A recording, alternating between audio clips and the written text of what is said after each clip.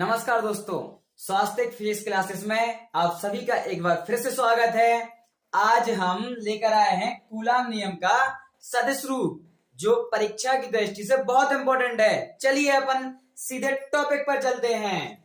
देखिए, कूलाम नियम का सदिश रूप हमने इसकी पहली वाली कक्षा में कूलाम का नियम बताया था, जो दो बिंदु आवेशों को लेकर दिया गया था। अब उसी नियम को वापस से हम सदिश के रूप में लिखने वाले हैं। देखिए कैसे। तो हम लेंगे सबसे पहले वही दो बिंदु आवेश, इस प्रकार से, जो ए और बी बिंदु पर, ए बिंदु पर और बी बिंदु पर रखे हुए हैं। ए पर Q1 आवेश है और बी पर Q2 आवेश है। इन दोनों के जो बीच की दूरी है वो तो पता ही है आपको, R है। अब देखिए होगा क्या कि जो Q1 है वो Q2 पर बल लगाएगा, Q1 Q2 पर बल लगाएगा।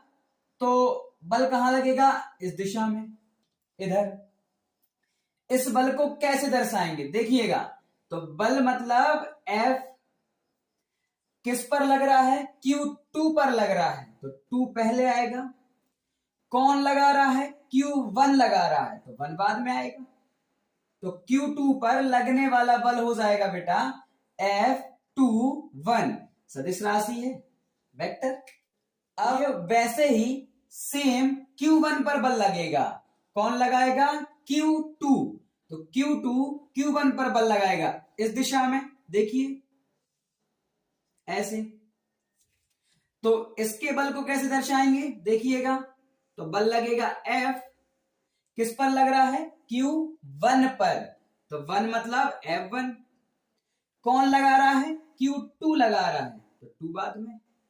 इसका मतलब है F12 मतलब Q1 पर बल लग रहा है और Q2 लगा रहा है, वेक्टर है अपन। क्लियर? अब लिखेंगे अपन, देखिए Q1 के कारण, Q1 के कारण Q2 पर लगने वाला बल क्या होगा देखिए। तो Q1 के कारण Q2 पर लगने वाला बल कौन है भैया? F21, सॉरी वेक्टर F21 है ना। अब देखिए हमें इसका सदिश रूप लिखना ना, तो सदिश रूप लिखने के लिए हम इधर जो है उपयोग करेंगे विस्थापन सदिश। तो सदिश राशि लिखने के लिए, सदिश के लिए हमें हमेशा दो चीजों की आवश्यकता होती है, क्योंकि सदिश के पास दो चीजें होती हैं। क्या होता है? एक तो सदिश का होता है परिमाण और एक होती है इसकी दिशा। एक क्या होती है? इसकी दिशा। परिमाण और दिशा। परिमाण तो अपन पिछली वाली कक्षा में निकाल चुके थे। परिमाण क्या होता है इसका देखिए। परिमाण होता है F बराबर 1/4πε0 Q1 Q2/r² न्यूटन परिमाण है। अब हमें केवल इसकी दिशा और लिखनी है, ठीक है। तो दिशा के लिए अपन एकांक सदिश का उपयोग करेंगे। जैसे हमने सदिश माना R, विस्थापन सदिश, इसमें कैप लगा देंगे तो एकांक सदिश हो गया। तो सबसे पहले लिखते हैं परिमाण। देखिए परिमाण 1/4πε0 Q1 Q2/r²। क्लियर? परिमाण आगे। अब क्या लिखनी है? इसकी दिशा। तो दिशा देखिएगा भैया, दिशा, बल की दिशा कहां से कहां लग रही है देखिए।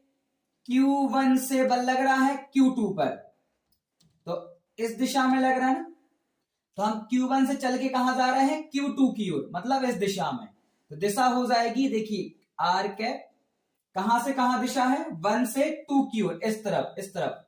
तो 1 से 2 की ओर लीजिए, आ गया हमारा सदिश रूप। अब देखिएगा, अब इसी प्रकार दूसरे वाले का मान निकालेंगे, वेक्टर F12 का। तो इसके लिए लिखेंगे Q2 के कारण, Q2 के कारण Q1 पर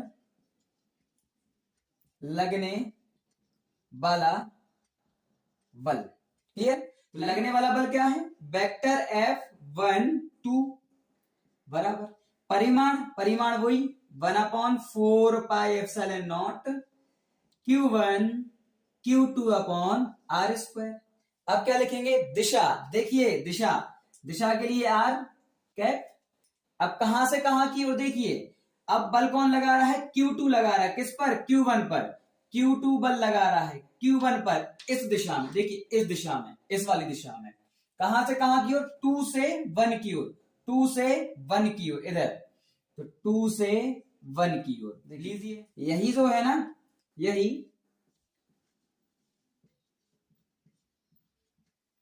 कूलाम नियम का सदिश रूप है। कूलाम नियम का सदिश रूप है। क्लियर। यदि आपको इसमें समझने में कोई भी समस्या हो तो आप हमें कमेंट बॉक्स में कमेंट करके बता सकते हैं। चलिए अब हम करते हैं कूलाम के नियम पर आधारित प्रश्न जो आपकी एनसीईआरटी पुस्तक से लिए गए हैं। देखिए पहला क्वेश्चन है, वायु में एक दूसरे से 30 सेंटीमीटर की दूरी पर रखे दो छोटे आवेशित गोलों पर क्रमशः 2 इंटू 10⁻⁻7 कूलाम तथा 3 इंटू 10⁻⁻7 कूलाम आवेश है, तो उनके बीच कितना बल होगा या लगेगा। तो देखिए इसको हम हल करते हैं। हमने प्रश्न में देखा कि दो आवेशित गोले हैं, उन दोनों पर आवेश होगा, तो पहले गोले के आवेश को Q1 मानेंगे और दूसरे गोले के आवेश को Q2 मानेंगे। देखिए Q1 और Q2, Q1 का मान 2 इंटू 10⁻⁻7 कूलम, Q2 का मान 3 इंटू 10⁻⁻7 कूलम। क्लियर। अब इन दोनों के बीच की दूरी, दूरी मतलब आर कितनी है, 30 सेंटीमीटर। अब देखिए कूलाम, कूलाम मतलब एसआई पद्धति का मात्रक। क्लियर। और सेंटीमीटर मतलब सीजीएस पद्धति का मात्रक। तो इस सेंटीमीटर को हमें एसआई पद्धति में चेंज करना पड़ेगा, तो सेंटीमीटर को बदलेंगे मीटर में, तो यह हो जाएगा 0.3 मीटर। क्लियर है।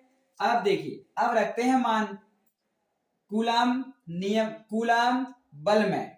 तो कूलाम बल क्या होता है, F बराबर 9 into 10⁹ Q1 Q2 upon are square. चलिए मान रखते हैं, F बराबर हो जाएगा 9 इंटू 10⁹, Q1 का मान है 2 इंटू 10⁻⁻7 और Q2 का मान है 3 इंटू 10⁻⁻7 अपॉन में R मतलब दूरी 0.3, R का स्क्वायर है तो इसका भी हो जाएगा स्क्वायर। देखिए अब देखिए इस क्वेश्चन को सरल करने के लिए हम क्या करेंगे, सारे 10-10 वाली जो संख्याएं हैं उनको अलग लिख लेंगे साइड में, और जो सामान्य संख्याएं जैसे 9 है, 2 है, 3 है, इनको हम अलग लिख लेंगे। देखिए F बराबर हो जाएगा 9 इंटू 2 इंटू फिर कौन है 3 इंटू, अब लिखेंगे 10 का नियम है, जब आधार समान होते हैं तो गुणा में घातें जुड़ती हैं। तो देखिए इधर भी 10, इधर भी 10 है, इधर भी 10 है, इधर भी 10 है, आधार समान है, तो इनकी जो पावर है, घात जो है कि जुड़ जाएगी। 9 लिखिए 9, अब प्लस में कितने -7, तो प्लस माइनस 7, फिर कौन है -7, तो प्लस -7 अपॉन में देखिए क्या हो जाएगा, अपॉन में 0.3 का स्क्वायर है ना, इसको हम 2 टाइम लिख ले रहे हैं, तो हो जाएगा 0.3 इंटू 0.3। देखिए फिर क्या होगा, F बराबर 3 दूनी 6, 6 नाम 54 गुणा माइनस प्लस, तो -7 -14 और ऋण 14, इधर आ जाएंगे 9 ऋण 14 बटे में। इधर देखिए इनको हम क्या करेंगे, सॉल्व करेंगे, तो यह हो जाएंगे 3 इंटू 3 हो जाएंगे 3 गुणा 3 गुणा में दशमलव, इधर भी है इधर भी है, देखिए तो दशमलव के बाद एक अंक है, इधर भी दशमलव के बाद एक अंक है, तो तो हम इसको 10 की पावर के रूप में लिख देंगे। तो 1 और 1 कितने की पावर आ जाएगी? 2 की, लेकिन कैसी वाली? -2 की। क्लियर है? अब देखिए तो हो जाएगा f बराबर, अब देखिए ये हो गया 54 गुणा 14 में से 9 गए, कितने बचे? ऋण के 5 बटे, अब देखिए 3 त्रिका कितने हो गए? 9 गुणा में 10 के ऊपर ऋण 2 की पावर, 9 एकम 9, 9 छीन 54। देखिए f बराबर क्या हो जाएगा? 6 गुणा, अब देखिएगा 10 के ऊपर -5, देखिए जो 10 टू द -2 है ना, जो नीचे से कहां जाएंगे? ऊपर, तो काय के हो जाएंगे? प्लस की पावर हो जाएगी। f बराबर हो जाएगा 6 गुणा, देखिए 10 -5 प्लस 2, -5 प्लस 2, आधार समान है तो गुणा में घातें जुड़ती हैं। f बराबर हो जाएगा 6 गुणा 10 के ऊपर -3 की घात, और बल का मात्रक क्या होता है? न्यूटन है। अब नया टॉपिक है आवेशों के अध्यारोपण का सिद्धांत, जो हमें यह बताता है कि एक अकेले आवेश पर समस्त आवेशों के द्वारा लगने वाले परिणामी बल का मान अलग अलग आवेशों द्वारा उस एक अकेले आवेश पर लगने वाले बलों के सदिश योग के बराबर होता है। चलिए इस बात को हम आपको बहुत सरलता से समझाते हैं। देखिए जब Q2 Q1 पर बल लगाएगा, कौन बेटा? Q2 किस पर बल लगाएगा? Q1 पर, किस दिशा में? इस दिशा में, देखिए इस प्रकार से। तो कौन बल लगा रहा है? Q2 लगा रहा है। लग किस पर रहा है? Q1 पर, अभी भी बताए थे ना हम, वैसे ही लिखेंगे बल। तो किस पर लग रहा बल? Q1 पर, 1 पर लग रहा। लगा कौन रहा है? 2, तो देखिए 2 लगा रहा है। क्लियर है? कोई दिक्कत तो नहीं। अब देखिए इधर Q3 लगा रहा है Q1 पर, तो देखिए इस दिशा में लगे। लगा कौन रहा है? Q3 किस पर? Q1 पर, तो क्या हो जाएगा? QF1 3 वेक्टर साथ में। अब Qn लगा रहा है किस पर? Q1 पर, तो देखिए किस दिशा में? इस दिशा में। तो F लग रहा है 1 पर, लगा कौन रहा है? N, F1N। अब हम इन बलों का योग कर लेते हैं। देखिए तो लगने वाला जो परिणामी बल है वो है F, वेक्टर F बराबर, अलग अलग जो बल लग रहे हैं वो पहला बल है vector F12 plus vector F13 dot dot dot dot plus vector F1N। अब हम इसमें मान निकालते हैं सभी के, देखिएगा तो इनका सदिश सदिश रूप निकालना पड़ेगा हमें सबका। तो देखिए हम अब सदिश रूप निकाल रहे हैं F12 का। तो देखिए तो इसके लिए सबसे पहले परिमाण चाहिए, तो परिमाण क्या होता है? 1/4πε0 Q1 Q2 upon R²। Into में क्या चाहिए? इसकी दिशा। तो भैया देखिए दिशा, इधर देखिए किस पर बल लग रहा है? Q1 पर।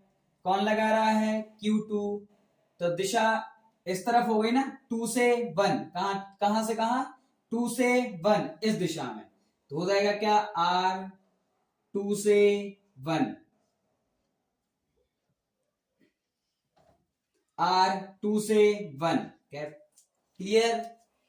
ऐसे ही 1F vector F13 is equals to 1/4πε0 Q1 into Q3 upon में R² दूरी। क्लियर? अच्छा इसकी इनकी अपन दूरियां भी लिखते चल रहे, देखिए तो इधर आ जाएगा 2 1, इधर आ जाएगा कौन? 3 1, है ना। अब देखिए क्या होगा, इसकी दिशा भी लिखेंगे। तो इसकी दिशा कहां से कहां? 3 लगा रहे ना 1 पे, इस दिशा में 3 से 1, तो हो जाएगा R कैप 3 से 1।